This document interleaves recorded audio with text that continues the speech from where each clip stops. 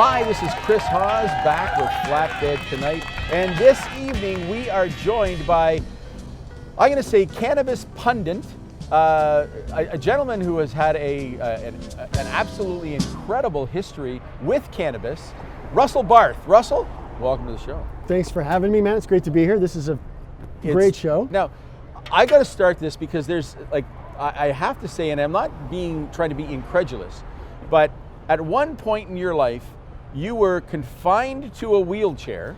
Confined is a strong word. I was tethered. Tethered, okay. To a wheelchair, in much the way somebody's grandfather or older uncle or something might have a scooter and they can only walk a little bit around the house and they don't go to the mall without it.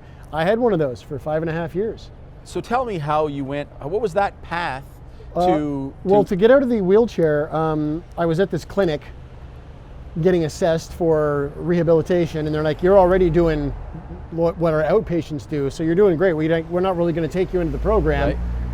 And during the conversations and assessments, I told them what I'd like to do if I could is, for lack of a better term, get a big pile of weed, try and get just high enough that I could get past the pain, and then use my walker to try and extend my walking. I think that's how most Canadians feel, by exactly, the way. Yeah. Just high enough to get past all the pain. Exactly, and this is the misconception about pot use. People think, oh, he just wants to get high. I can get way higher on drugs that I can just go buy off the pharmacy shelves. Right. I was completely blasted on codeine, Robaxis. I was eating Robaxis sets like Tylenol, like candy, for years. I mean, my liver was hurting. I was yellow. Yeah. So when I told them this, they were like, oh, okay, yeah. And then they pulled my wife, who was my girlfriend at the time, they pulled her aside and they're like, this is his life now. Get him used to this. These unrealistic fantasies about getting out of the chair with cannabis, it's not going to happen. So it's going to make it harder for him. Get him used to this life. So she told me this outside and I'm just like, fuck that noise. So then I got to a point in my life where I was able to finally amend. I've been amending my diet from 2002 to 2007, cutting out dairy and white bread and white rice and carbonated anything and processed sugar. I finally got rid of potato chips. It's the deep fried stuff that is apparently a lot worse for you than people think.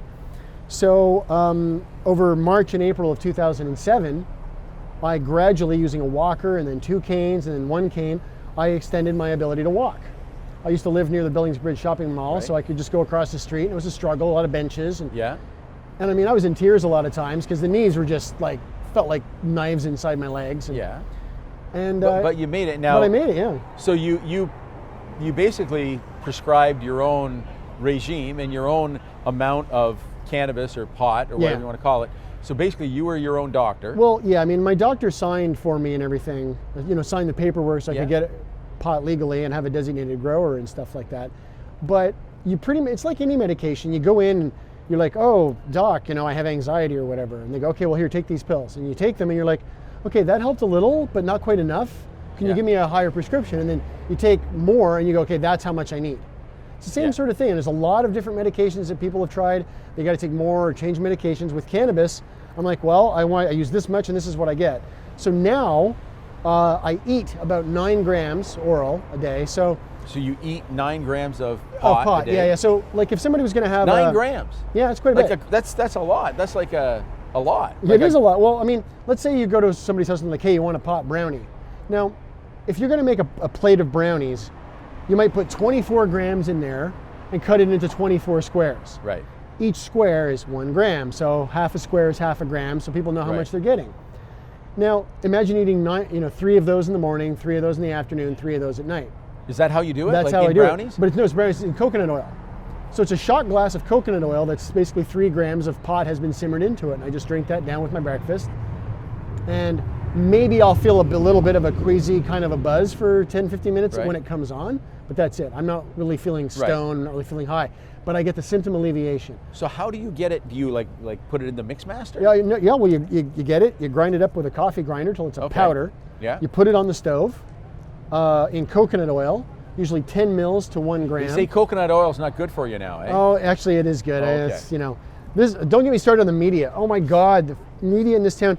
See, I'm going to digress here. I have to, because activism really started for me talking to the media, right? Yeah. You call up CTV News or you write to the Ottawa Citizen and you go, I'm a medical user and this town needs dispensaries or whatever. And they're like, you want to say that on camera? And you're like, fuck yeah, right? So then 2003, there I am doing a bong hit on the 6 o'clock CJOH News, talking to Norm Federle, and I was, as far as I know, the first person. I mean, they had pictures from 420 and stuff before, but this is the first person. Woodstock. And Woodstock, yeah. They never had people who were just like, here, I'm going to do this on camera for you. Right. Sort of thing. So that was the first time in Ottawa that happened, and it was me. And I'm like, this town needs a dispensary. They got them in Vancouver. They got them in Victoria. Like, what the hell? We're the capital. Yeah. So that was controversial. And then, you know, you got to feed them information. But what I've noticed now is because the media is dying in so many different ways, especially print, they're going for clickbait. Yeah, absolutely. And I don't consider it like, oh, a big conspiracy. The media's got a big conspiracy against pot. No. Fear gets more clicks. Clicks means more ad revenue. So if they put a headline that's like, pot not such a big deal, experts, people, there's 120 clicks. Right. But if it's like, Armageddon approaches due to legalization, experts, more clicks. You put the name Mark Emery or Jody Emery in a headline about pot, lots of clicks. Right. That's why it keeps happening. Yeah. Even if they don't really have anything that relevant or new to say, right.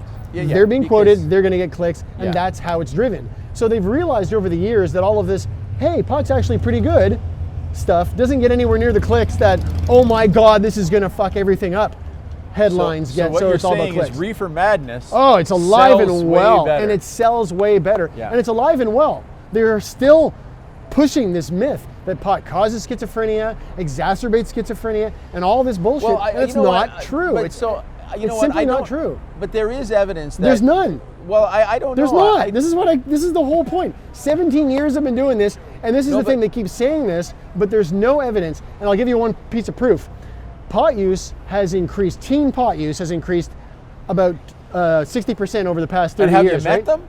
Right, but they're not schizophrenic. The rate of schizophrenia has maintained the same at 1.1% of the population in Canada. Well, okay, but the rate of psychosis has actually gone up. But it's not because of cannabis use. This is the thing. Some correlation is not causation. In fact, there was just an article that came out of the UK just last week where they point out that it's schizophrenia that causes pot use, not pot use that causes schizophrenia. That's what the studies are showing. That's what they've always shown. It's always been bad reporting. Well, you know what? This has always been the problem, is the media goes, it's better to put it that it's really scary and might cause schizophrenia because that sells more papers, that gets us more letters, that gets us more ad revenue. Absolutely. Now, you're an articulate individual. I certainly am. You know, no, and you're not your typical, typical stoner, exactly. Tommy Chong, okay, in Nice Dreams. Okay? Exactly. This is not Harold and Kumar. Right, exactly. So, but how do you address the impending doom of a bunch of high school people or university people, not that they weren't stoned half the time anyway, but being legalized and it being a bit of a free-for-all for a few years until we mature in that? I do not anticipate any big excursions and any big sort of grand problems of people overdoing it. You are going to find some people who do that, but they're also going to be the kind of people who are doing that kind of stuff anyway. Right. Right? The people who are doing big snake dabs on YouTube or smoking 3-ounce joints at 420, that's not going to change. Yeah. I don't think any of that's going to change. Mike Foster was just saying they've been surveying people coming into the store, and almost nobody says they're going to change where they're getting their pot. Yeah. And he's got a whole bunch of new grow gear in because they think more people are going to start growing at home. Right. Because there's LED gear now. You don't need it. There's nowhere near as much heat. You don't need as much space. It's way better. So you don't think that the black market, if we can call it that, for pot is going to go away? No, not for a while. No. No. The reason is you've got to have something that's better than the black market to compete with the black market, right? Right. So the reason people buy stuff on Amazon is because it's a pain in the ass to go Christmas shopping at the malls, right? I like going to the malls. I know, a lot of people do, but increasingly the demographic is shifting. So people are buying stuff online, and this is just the way things are going. I hate to commandeer this, and you're absolutely right, and I want to follow you here, but I got to say I'm pissed off with something. because I bought a hard drive. Yeah. Okay. And it flaked out. It Yeah. failed. I lost everything that was on it. It was for backups. Yeah. Luckily, I had another backup of the backup, Good. but it flaked out. So I try, and it's still under warranty. But you try to get something done. The store doesn't take it back. Yeah. They don't take it. They don't answer their 800 And stores number. are no better than the call them- Amazon anyway. But I know. But you call them and they don't take it back. Basically, you're fucked. Yeah. You buy something, you're fucked. Forget That's about it. warranties. Forget about Exactly. customer service. Forget about that. And it's horrible. We have become an economy that doesn't give a shit about the actual consumer Yeah. of the product. Exactly. Now, I'm going to use that to jump off. Why the frig would I, as a consumer of pot, if I were, okay? I'm not saying that I am. Or that he isn't. You know what I mean? Or that I'm not, okay? But what I'm saying is why should I trust what I'm getting when I go to purchase it? Well, this is a problem, actually, and it's like any food or any other industry where you're buying makeup or, like, I buy my food at the health food store over on Bank Street, Yeah. Herb and Spice. And I know that they've got an organic greenhouse that's close by that they get their produce right from. So I know it hasn't been shipped, most of it hasn't been shipped in from California, Yeah. and then, from where a lot of organic stuff comes from. So I have to go there and just trust that they've had due diligence in their purchasing, Right. and that the people who are supplying them are doing due diligence. It's the same sort of thing. Now the problem with government, I'm not going to say government grown, but the government licensed companies is there's a long list of pesticides and fungicides and all kinds of grow chemicals they are allowed to use. Yeah? That personally I wouldn't. Okay. But people shouldn't freak out too much about that, because no matter what, but a lot of the stuff you use, the last 21 days or so of the plant's life, it should be getting nothing but water. Just Okay. water, just soak its roots. This is called flushing. Okay. And it metabolizes stuff off of its leaves and out of its buds and stuff like that, and it gets all of the fertilizers out of the body of the plant. Okay. And it's called, and a lot of times what you call street weed, they don't flush. That's why if you're out there watching, you're like, why does my weed leave a black goo behind, or it's like the acrid smoke? Why does it crackle when I light it in my bong? It's because it's still full of grow fertilizer that hasn't been flushed out properly. Kick your guy in the balls. He's not a good grower. So this is the problem. Now I don't know if we want to start kicking drug dealers in the balls, just from a safety perspective. Exactly. Okay. Now I have interviewed on my show Pottawa. You have a show, Pottawa. Pottawa, yeah. Okay. It's a news review show every week. It's not one of these stoner shows where I'm over the volcano bag or like a joint, like, hey, wow, this is pretty trippy. I talk about news items from the past week in regards to pot or drug law reform, fentanyl, safe injection sites and stuff. Yeah. And it's also not just about Ottawa, but Ontario, Canada, stuff like that.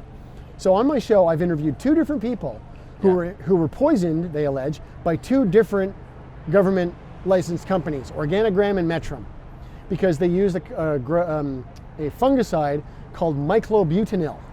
Now, myclobutanil is perfectly safe when it's used on wine grapes, the vines for making wine, or regular grapes. Because it's going to be ingested. It's going to be ingested. Okay. So when the trace amounts of myclobutanil find their way into your gut neutralizes it. It's not a problem. Yeah. But no one really knows what happens when you smoke it or vaporize it and inhale it right into your lungs, Right. and the other upper airways and stuff, because it's never really happened before. So no one's done studies to find out but they do know that it gives off these horrible chemicals when it's burned. Right. Well, as plastics do too. As by do the way. plastics and a lot of other things. So Yeah. these companies got caught using myclobutanil, and nobody got charged, nobody got fined, nobody lost their license to grow, Well, nobody now, got fired. Were they outlawed? Was that listed as something that was It was outlawed? listed as a banned chemical, and they It was used that. it. Bastards. Well, yeah. This is what and I'm they saying. recall it, and they're like, oh, trace amounts. Now, They're probably the same sons of bitches who sold me the hard drive.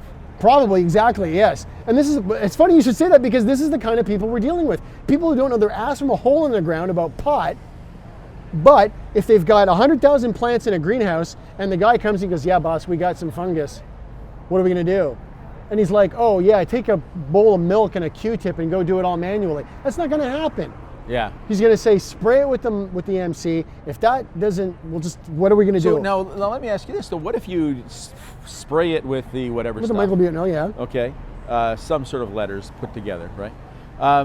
And then you flush it later on, like you It's do the still, flush. It's still there? this is Okay. it. It's still on the surface of the bud and stuff. So the trace Okay. amounts, when smoked or Aren't inhaled good in for you. vaporizer, that's the problem. Okay. So that's why it's absolutely categorically not allowed on any plants that people are going to smoke or inhale. So next question. I mean, a lot of people don't really know that, you know, when you're smoking pot, when you get pot, you're taking the bud, Yeah. right? So before it goes to seed or to flower, you're taking the bud, right? Yeah. Okay. Now, what happens to the leaves? The leaves are usually just thrown away, but they can make good mulch. They also make good flour. Like the leaves themselves, you just be ground down and used as flour. There's almost no medicine on the leaves, like the big fan leaves Right. that are there. Now, up at the top of the plant where you see the bud, like let's say this is the bud, you're gonna see these little leaves kind of just sticking out all over the place. Yeah. Those have got medicine all over them. Yeah. So they're pretty good. That's usually called trim. People just Okay. trim that off, and usually they'll sift it for hash or Okay. something like that. But the big fan leaves, there's some nutritional value. So Good then why do green- we use the big green leaf as the symbol? Well, because We that's should- the symbol of the plant. Yeah. Because the bud just looks like a green clumpy turd, Yeah. like a piece of, looks like green clover, you know. Right. So it's not really as much of a symbol, Yeah. except to aficionados. You know, but the That's leaf right. is sort of, and also the leaf is, you know, the cannabis plant is also a cousin to the hemp plant. That's right. And Yeah, hemp yeah. is the plant that's going to save the world, because right now they just changed the laws. This is fantastic news in Canada. For many, many, many years, farmers could grow hemp, but when it was harvested, they took the seeds off the top and they scrapped the rest, like 95% of the plant. But isn't that all the fiber? in the Yeah, plant? exactly. Right. So I called up a farmer one time, this guy, I forget his name now, but he had the largest hemp field in Ontario, 100 acres. I said, what's happening with the stalks? And he says, scrap. I go, what do you mean? He goes, they come, they chop it all down, the heads fall into the thrasher, and they just rake it all into a pile and it rots. I said, why? Well, who comes? Like, who, The harvesters, because he okay, just but grows it's it. not, Right? It's not government people No, coming. no, it's the and- hemp company that. So he just doesn't use it. So the Right. basic. But he So I could said, have been why don't you using use it? So he says, okay, there's no infrastructure. So I was like, what are you talking about? He goes, all right, look, you cut down a bunch of hemp. You've got these 10 or 12 foot tall, wet. I mean, they're a little Yeah, damp, they have moisture inside. Of moisture course. inside, stalks. What are you going to do with them? You're going to transport them someplace? They weigh tons. That's going to start costing money. You're going to stack them up and dry them in a barn? That takes space. That's going to cost money. You're going to dry them before you decorticate them. Do you ship them dry or do you decorticate them here? That costs money. So now you're looking into all these expenses. So what you need Right. to have a hemp industry is the government needs to invest the way they dump money into the oil industry and And invest. you use the term dumping money in Yes, oil, by the exactly. way. Because we put, if gas wasn't subsidized to the tune of billions a year. Yes, but we can't heat our homes with hemp. Yes, we can. Well, Yes, we it's can. We hard. make ethanol. You know Ethanol what? fuel. Yes, we can. No, it's true. You know, Look it up. Ignore this guy. Look it up. I understand that it can be done, but I think that we No. have too much to offer and too many natural resources. We would be, and we are, going to shoot ourselves in the foot by this blind pursuit. This blind pursuit of only green technologies. Well, here's we the thing. have to wean ourselves off Of and oil. we Oil's can't just finite. stop it. Well, now. here's the That's thing. right. A 20-year phase out would work. Because, I mean, the world economy is basically teetering on the fulcrum of the oil industry. So That's right. we can't just crash it, but we need to phase it out. How do we do that? All right. You can get more fuel to put into a car or put into a home, to heat a home, out of hemp than you can from pumping oil. Because you've got to take water and pump it into the wells to get the oil to come out of it, right? Well, somewhat, So- yeah. So we use that water instead to grow hemp on fields. You can grow it on marginal land. Well, no, but once you that water, if you've ever seen a tailing pond, you really don't want to use that Exactly. water. But hemp filters water. It cleans the soil. Yeah. It eats up radioactivity. They're using it over in Fukushima, and they've been using it over around Chernobyl Yeah. ever since those disasters because it eats up radiation. Really, I didn't know that. Hemp is, you got to look up hemp. It's fantastic. Oh, I know. I listen. So the I thing think it is. The point being that growing hemp, we could get the cellulose out of the middle provides provides a fuel and yeah. plastic.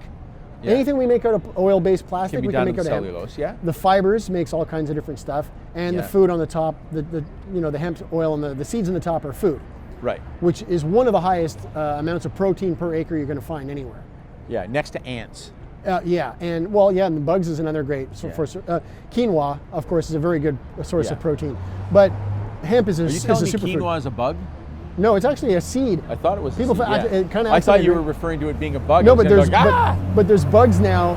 Bug diets are getting quite big. Yeah, you know Crickets, and I'm not into it. Way past that whole bug diet thing. Anybody But- in modern society on a bug diet, honestly, go and find a little hut, live in the hut. Yeah. Okay. Eat grubs. And you know what? And talk to the plants and But all you that know, stuff. it's weird. It's funny because we didn't always eat meat.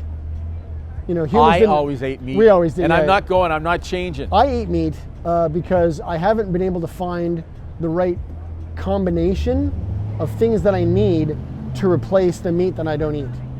I'm getting fats and stuff I'm from the chicken. same way. So it's not like I'm keen on meat, like meat. It's that I know my body will crash out hard if I don't. I know. I eat a certain amount savor of my position on the top of the food chain. To be honest with you, I eat meat. I It tell doesn't you, even have to taste good. I the just want to hardest know I'm part for eating me- something else You know, pot helped me get out of a wheelchair and stuff, but it's Yeah. more like it was a small ingredient in your lifestyle. in the lifestyle. It's kind of like yeast is to bread. Small but crucial. Absolutely. The pie chart of this is mainly my diet, what I eat and what I don't eat yeah. specifically. And that has been the main thing. My diet is more strict than my doctor's, it's more strict than most athletes. It's And you know what? And I hate to cut you off there, but you know what's more strict is my time. I have to cut the interview short. It's all right. But we should do this again. We should. And I don't know, and even because I'm learning a tremendous amount, and I'm Tip of the iceberg. Well, I know I'm completely ignorant of all these things, and you know what? You are. I have to admit, I was a little concerned when you were coming on the show with the whole The stoner thing. Yeah. You know what I mean? And then you come up in a tie-dye shirt, and I go, thought, oh, okay, Jesus, here here he we comes. go. You know what I mean? But no, you're an intelligent, articulate individual who has a lot to offer, and we can learn a lot from what you have to share. Well, thanks a lot. So I really appreciate it. Check out my show Pottawa every week. It's That's archived right. on YouTube. On YouTube, P-O- Pottawa, right? Yeah, P-O-T. Ottawa with a P in front of it. So Ottawa with a P in front of it. bit of an homage to Yeah. the media and their penchant for puns. Every Okay. time they use any kind of pot headline, high hopes for investors, Yeah. clearing the smoke on regulations. Exactly. What is it? Vaudevillians? It drives me crazy. Thanks for watching Flatbed tonight. This has been Russell Bart. My name is Chris Haas. See you next time.